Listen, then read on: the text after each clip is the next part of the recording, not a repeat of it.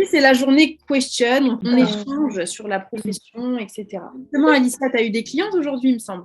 J'en ai eu qu'une, ouais. J'en ai eu qu'une ce soir. Est-ce que tu as rencontré des problématiques? Est-ce qu'il y a eu un truc qui t'a gêné, qui t'a posé souci, ou tu t'es dit non, ça, je suis pas fan? En soi, pas vraiment, parce que franchement, j'étais grave fière de moi. Elle avait une super repousse. Le seul truc, c'est que j'ai eu 2 ou 3 doigts où il y avait des gros décollements. Et je sais pas si c'est dû à mon protocole ou si c'est dû à ses ongles, parce qu'elle m'a dit qu'elle avait les ongles assez mous et assez fragiles de base. Donc, Alors, elle avait pas mal de décollements au bout de combien de temps? 3 semaines. Ouais. C'est un peu short. Il n'y a aucun ongle qui n'adhère pas. À part si éventuellement elle suit un traitement lourd ou, on le dit souvent, moi personnellement je l'ai eu sur des clientes à moi mais ça ne l'a pas fait, mais ça se dit si elle est enceinte. Oui, j'avais entendu ça aussi. Les ongles sont assez, voilà, c'est comme les cheveux, etc.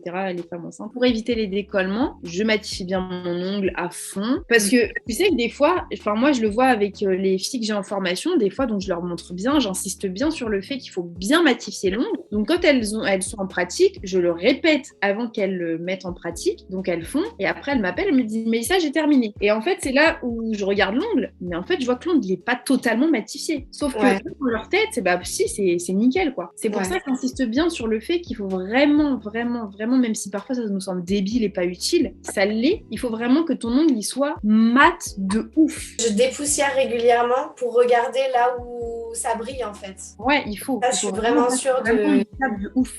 Bien mettre ton nail prep et ton primer. Moi, j'ai les ongles très gras. C'est-à-dire que moi, si je fais pas une préparation de ouf, t'es sûr qu'au bout de 2 jours, limite, j'ai des décollements. T'as des gens qui ont les ongles pas gras du tout. Tu vois, ça, c'est selon chacun. Peut-être que toi, tu n'as pas les ongles gras de nature. Ouais. Quand tu n'as pas les ongles gras de nature, effectivement, si tu mets pas tout, c'est pas dramatique. Par contre, il y a plein d'autres facteurs derrière qui pourront aggraver ça. Si tu fais beaucoup de ménage, si t'es quelqu'un d'assez brusque, tu te prends pas mal de chocs, parce qu'on sait bien les chocs ça crée aussi des décollements, etc. Pour éviter ça, on met toujours le nail prep et le primer, c'est la base, genre. Comment ça se passe au niveau administratif, genre quel statut tu dois déclarer, comment ça se passe au niveau des déclarations, tu vois? On part encore sur un autre sujet là. Ça vous intéresse, Alice?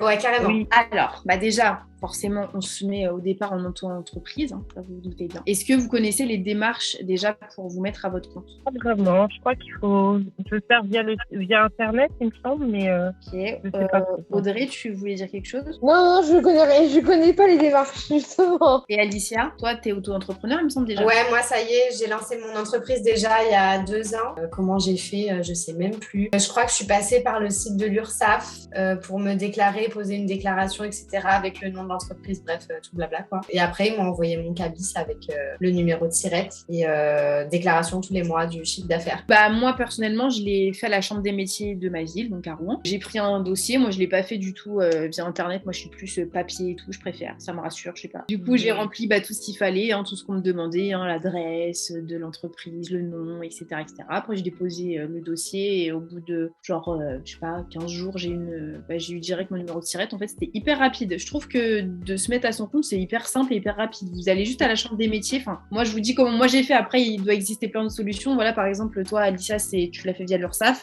En fait, je pense que ça dépend du corps de métier. Effectivement, quand j'ai voulu me déclarer en tant que prothésiste ongulaire, ils m'ont dit qu'il fallait passer par la Chambre des métiers.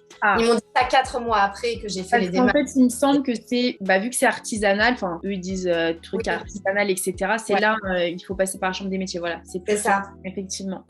Donc, ensuite, du coup, une fois que vous avez votre numéro de SIRET, vous êtes officiellement quelqu'un, vous êtes officiellement PO.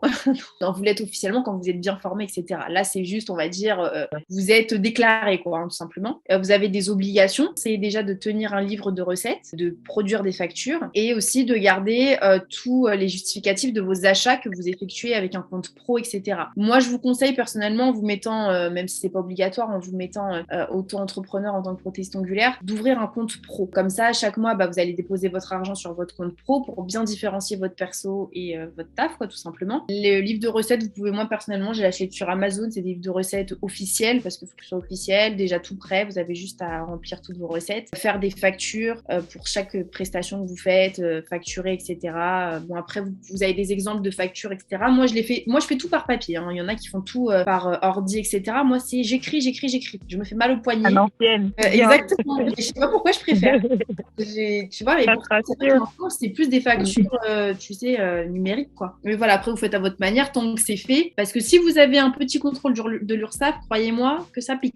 Donc, soyez à jour dans tout parce que c'est 50 € d'amende par pièce manquante. Je sais pas si vous vous rendez compte. Donc, ça dirait que 10 factures, et ben, tu as 50 fois 10. Donc, ça peut vite augmenter, plus après, s'ils veulent en rajouter, etc. Donc, voilà, c'est important de bien tout suivre à la lettre. Bien garder forcément toutes les factures de tous vos achats, etc. Et aussi bien faire attention à gérer votre argent, tout simplement, parce que des fois, si par exemple vous faites des prestations à 30 € et que vous achetez du matos hors de prix, à un moment donné, il va y avoir un petit couac. Tu loues quelque chose ou tu travailles à ton domicile? Alors, ça fait 2 ans et demi que je travaille chez moi, du coup. Et là, ouais, du coup, là, j'avoue que j'arrive à un cap de ma carrière où j'aimerais bien m'installer, prendre un local, etc. J'ai besoin de bien différencier mon chez-moi et mon travail pour réfléchir avant de le faire. On peut pas se lancer comme ça parce que c'est pareil, il faut penser à plein de choses. Est-ce que tes clientes, elles pourront aller là où tu vas? Parce que là, c'est urgent parce que tu as les transports, c'est ça. Est-ce qu'il y a de la place pour se garer? Et même par rapport à la concurrence aussi. Et voilà, chacun a sa clientèle, chacun a sa manière de faire, chacun a sa manière d'attirer les clients, de les garder, de les fidéliser. Il y a des boulangeries parfois qui sont face à face, c'est pas pour autant que tu vois. Exactement. Quand tu as une cliente qui vient, il faut lui dire même tout le long de la prestation, bon, de manière très subtile bien sûr, surtout fais-moi un retour à la fin, tu me fais un retour, je te repartage dans ma story, etc., etc. Même moi au départ j'étais j'osais pas. Et je me suis dit, bon, allez, Mélissa, à un moment donné, hein, c'est soit tu veux que ça marche, faut aussi, tu vois. Et faut se mettre un peu dedans, quoi. Ouais, et c'est vrai que tu vois, juste le fait, même parfois des filles qui n'ont pas des réseaux, tu vois, parce que des fois on se dit, ouais, mais non, mais si la meuf elle a que 20 abonnés, bah je te jure, c'est parfois ces filles-là qui vont plus te ramener qu'une fille qui a 15K sur Insta. C'est un truc de... Que t'as aussi des personnes, voilà, qui ont plein de followers qu'elles ont acheté. Et t'en as, vont avoir un petit comité, mais par contre, c'est vraiment des gens qui aiment bien les suivre et puis du coup, qui vont suivre en fait ce qu'elle fait, quoi. Bah tiens, elle a été faire saison de là-bas, c'est joli, etc. Bah go. C'est ça. Moi, je trouve le retour, il est essentiel pour démarrer. Mais vraiment, genre, c'est un truc. Bah, tu vois, par exemple, Sophie, toi, t'es à Paris, c'est ça? T'es en région parisienne? Ouais, je suis en Île-de-France, ouais. Bah, tu vois, toi, clairement, la concurrence, c'est pas ce qui va te manquer. Hein? Et tu vois, moi, par exemple, pour Rouen, c'est pas aussi grand que l'Île-de-France, clairement, mais c'est quand même une grosse ville. Enfin, il y a plein d'agglos et tout autour. Franchement, de la concu ici, j'en ai de ouf. Hein. Il y a des filles qui font des trucs incroyables. Mais vu que c'est des grandes villes, il y a beaucoup de monde, il y a plein de styles. Donc, en tout cas, les filles, c'était cool.